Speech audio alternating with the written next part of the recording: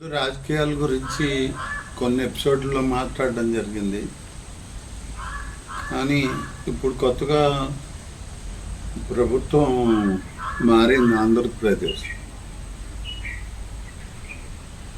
2019లో వచ్చిన ప్రభుత్వం 2014లో వచ్చిన ప్రభుత్వం ఓడిపోయి 2019లో ఇంకో ప్రభుత్వం వచ్చింది. 2024లో మళ్ళీ అంతకుముందు ప్రభుత్వమే వచ్చింది.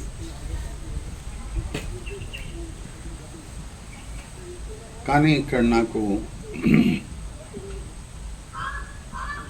నా ఆలోచన మేరకు కొత్త విషయాలు చాలామంది మాట్లాడచ్చు టీవీల్లో వాటిల్లో డిబేట్లో.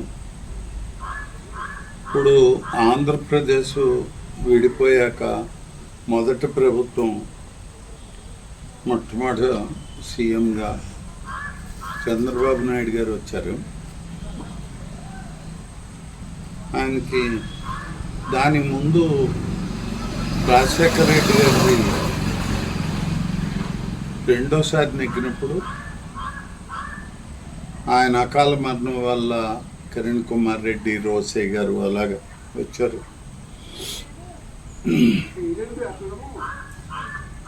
ఆ ప్రభుత్వాలు ఏదో చాలా చేసాయి, గొప్పగా చేసాయి. రాజశేఖర రెడ్డి దేవుడు అంటూ పొగిడైనా ఎంత చేసినా మళ్ళీ మూడోసారి రాలేదు. కాంగ్రెస్, తెలుగుదేశం వచ్చింది. అంటే ప్రజలు అక్కడున్న ఇద్దరుంటే ఎవరో వీళ్ళని మార్చి వాళ్ళని మార్చి వీళ్ళని జరుగుతుంది. నా ఆలోచన నాకు చెప్పాలనిపించేది ఏంటంటే, చంద్రబాబు నాయుడు గారు వస్తే ఆయన మొదటి ఆంధ్రప్రదేశ్ ముఖ్యమంత్రి. అంటే జెండా పార్టీ అని.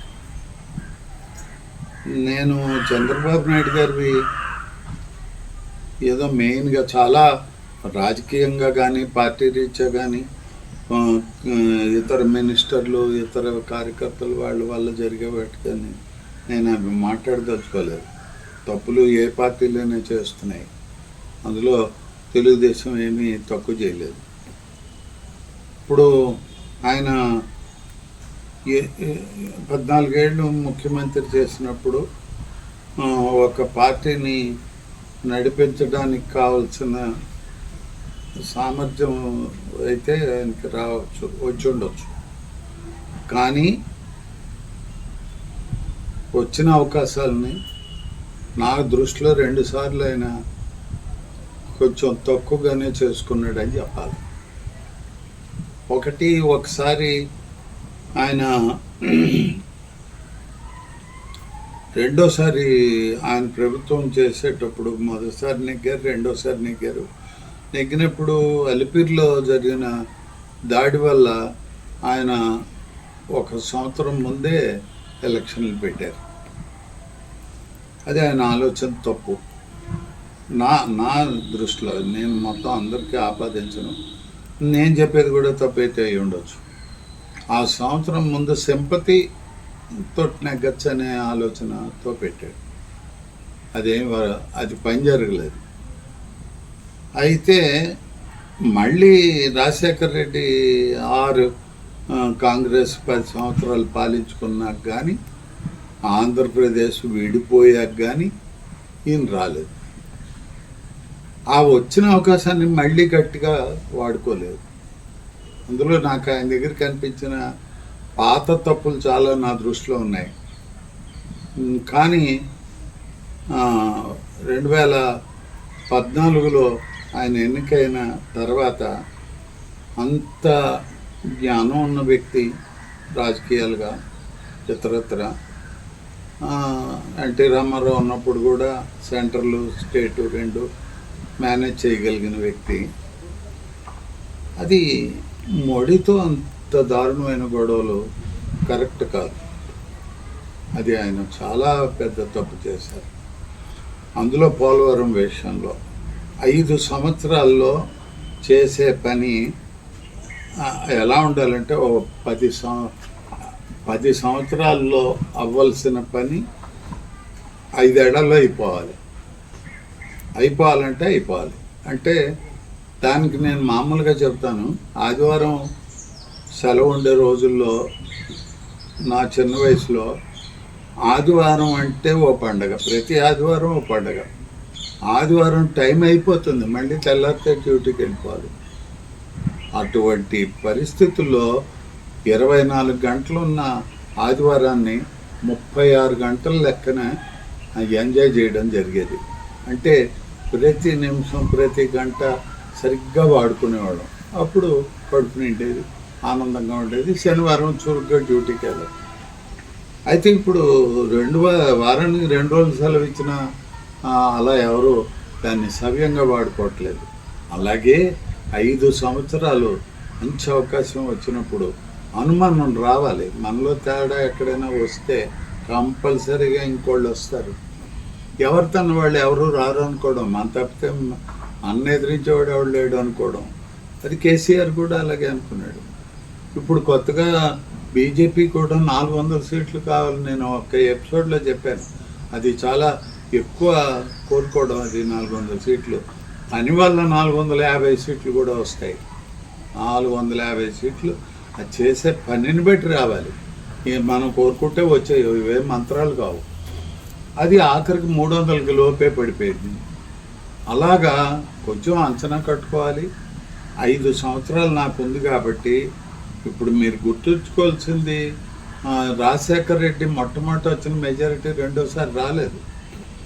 అది అట్లీస్ట్ అలాగైనా తెలుగుదేశం 14 తర్వాత 19లో తక్కువ మెజారిటీతోటైనా ఫార్మ్ అవ్వాల్సిన గవర్నమెంట్ బొత్తుగా దారుణంగా ఓడిపోయింది.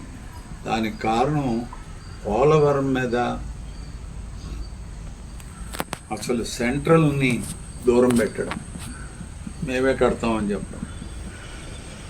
అలాగే చాలా వాటిలో నిజమే, మోడీ గారు మట్టి నీళ్లు తెచ్చారు, మట్టి కొట్టి వెళ్ళిపోయారు. ఆయన మాట తప్పడం మడమ తిప్పడం అంటే ఆయనకి బాగా తెలుసు. సరే, ఆయన వాళ్ళ చేతుల్లో పవర్ ఉంది, ఆ పవర్ని వాళ్ళు ఇష్టం వచ్చినట్టు వాడచ్చు. కానీ మనం ఈ స్టేట్ని రక్షించుకోవడంలో ఇంకా అజాగ్రత్త పనికిరాదు, కొంచెం ఈగో అసలు పనికిరాదు. అన్నింటికంటే ఓరం మనం ఆయన ఇచ్చిన మట్టి నీళ్లు మన నోట్లో కొట్టిందని కూడా మనం భరించాలి. భరించే టైంకి కాపలా కాయాలి, మన పనులు పూర్తి చేసుకోవాలి, మన స్టేట్ బాగుండాలి, ఆ తర్వాత దేశం అంతా బాగుండాలి. కానీ అది ఆయన తప్పు చేశారు.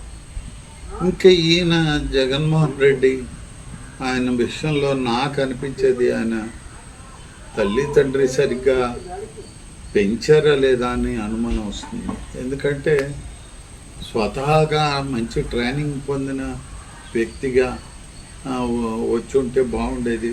లేక అనుభవస్తులైన వ్యక్తుల్ని పార్టీలో నెగ్గించుకోవాలి. అంటే మొత్తం అందరినీ చెప్పుచేతల్లో పెట్టుకునే వాళ్ళే కాకుండా కొంతమంది విమర్శ చేసేవాళ్ళు కూడా కావాలి. ఆ విమర్శ మంచి విమర్శ ఎవరు చేస్తారు అని. ఆ పాతది ఒకటి గుర్తొస్తుంది. ఇప్పుడు ఎన్టీ రామారావు గారు చేసిన తప్పు, వావిలాల్ గోపాలకృష్ణ గారిని టీడీపీ పేరు చెప్పి ఓడించడం.